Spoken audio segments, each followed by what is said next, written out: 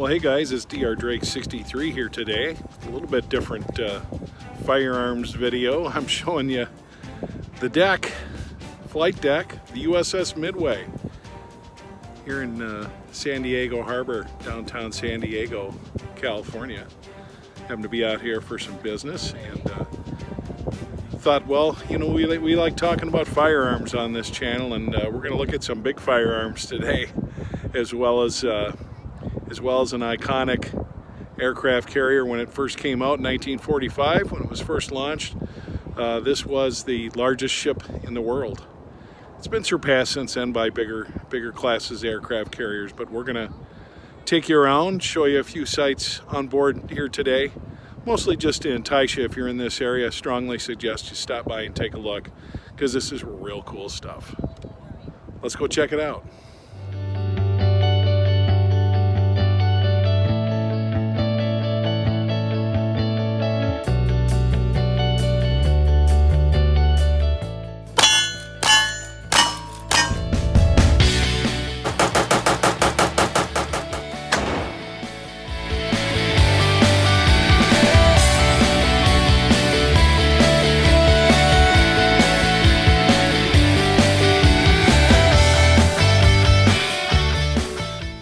So the USS Midway, although it came out in 1945, did not see action in World War II.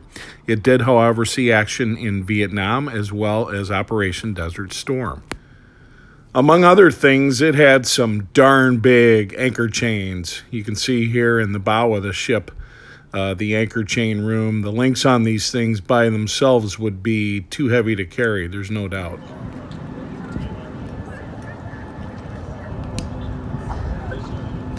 Up here on the flight deck, taking a look around. Pretty much nothing you couldn't park up here. It's huge. I just think the later classes, the Nimitz and now the Gerald R. Ford class, have much more deck space.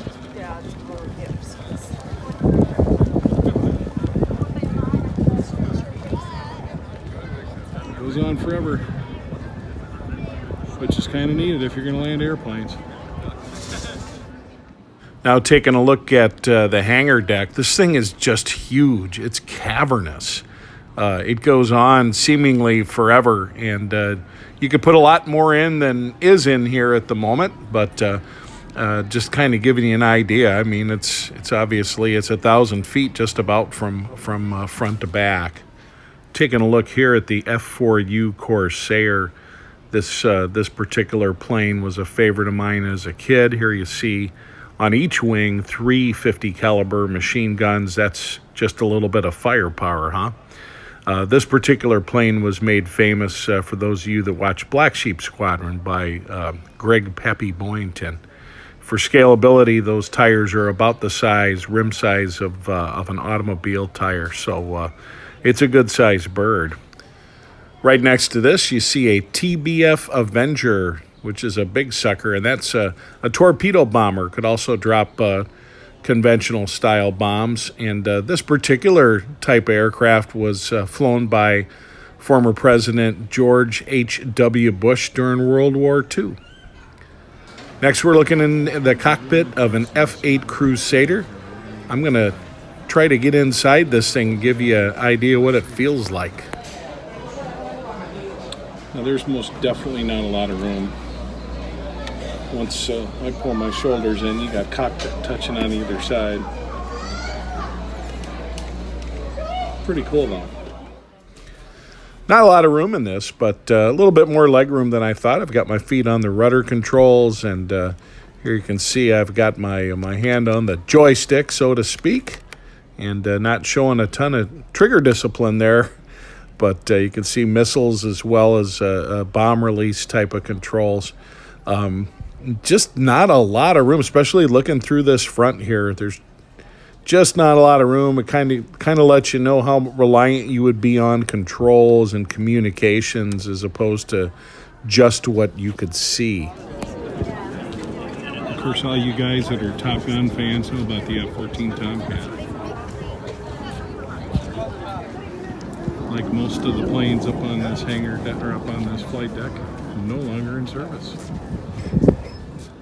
And looking at the tail end of an F4 Phantom.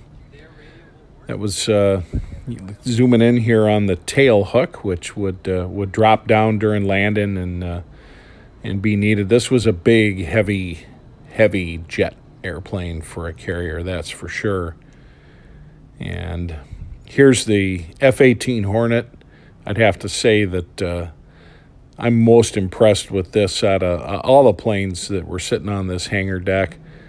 Just a heck of a plane still in service. Over here you have the F-4 again, which was used by many services, not just the Navy.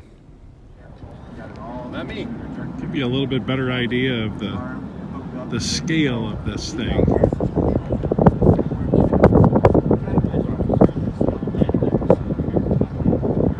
That Hawkeye there you see looks just like a toy next to the bridge.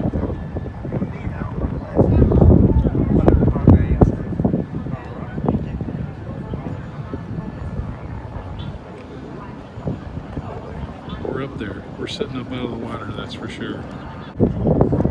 See, the part of the ship I'm standing on is actually an addition.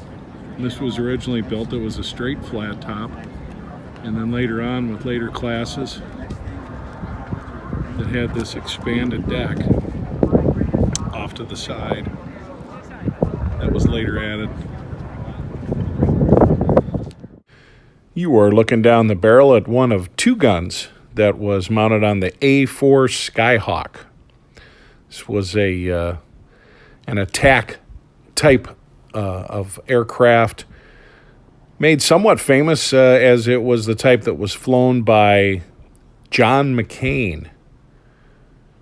I believe he was shot down in this type of aircraft. I'm not 100% sure about that, but I do know that he was sitting in one of these when one of the missiles went off in the forest stall. Looking here below decks now, we're looking down in the engine room at the steam turbines. Very impressive stuff, that's for sure. And I can imagine it was nothing but quite hot down below decks when these things were functioning. This was not a nuclear-powered carrier. And just some shots now, just looking down some of the long corridors of endless hatchways. Very cool. Here's an SBD Dauntless. It was a World War II dive bomber. And back below decks, we're looking at some crew quarters. I don't know if that's the way I'd like to sleep, but that's the way a lot of guys did. Now we're looking at some of the control rooms, getting a real good idea. This is more modern technology, obviously was retrofitted over time with advances in electronics, avionics, things of that nature.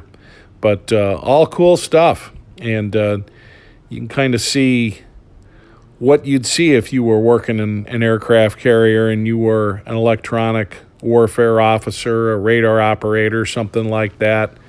Chances are you were looking at these kind of things, flight control. And they made sure that they were putting everything on TV. They recorded every landing. It was reviewed every time because there's really no margin for error on these types of things, guys. None at all. So very cool. Very, very cool. One of the other things that I liked is this shows kind of the three different evolutions of aircraft and flight groups that were on this particular aircraft carrier, starting at the end of World War II with the propeller-driven stuff, going into the 60s where you're into the jet age, and you've got the full complement of Skyhawks and F4s and the Crusaders, which you saw me sitting in a little while ago. And very cool, very cool. Lots of good information about what kind of aircraft were around. And then the time when Desert Storm came and the USS Midway was involved in that, and you could see Hornets, A6 Intruders were still around at that time, as well as some of the other electronic interception type of aircraft. And another thing I thought was cool is they showed insignias from all the various flight groups over the years on this particular aircraft carrier 1945 to 1991. Some really cool stuff. Without a doubt, some really cool stuff. Here, just looking a little bit more, a lot was featured about the Crusader. They were really proud of that aircraft on this particular aircraft carrier. And here you're looking at one of the cannons that carried. That was a very, very fast aircraft. A very fast aircraft, and it had a very interesting variable wing. And then just looking at just the history of all the aircraft that were aboard, very cool, very cool. Looking at the flight ready room for the various squadrons. Each squadron had their own. You get an idea, too, of what some of the flight uniforms, flight suits, and so forth looked like. Here's an officer's quarters, which was nicer than what we showed you earlier. Back up on deck, here's a Sky Raider, which was used a lot in Vietnam. Here's the first ever jet that was used, the Panther. Here you see electronic warfare. This is the E-2 Hawkeye. Taking another look at that F-4 Phantom. Just a very, very cool-looking jet. I always liked that one. And here's the A-6 Intruder, which is set up with a bomb load, and I would just as soon not have one of those drop on me. Here I am with one of those dummy pilots. Back into the flight deck again, looking at some World War II vintage planes. Coming back and looking at that F-18 Hornet, which I think is cool. Love that paint job. USS Midway in San Diego, California. It was a lot of fun. It was a couple 2.5 hours of just walking around this ship. If you get a chance to do it, I suggest you do. I want to thank you for watching. This is Dr. Drake saying so long.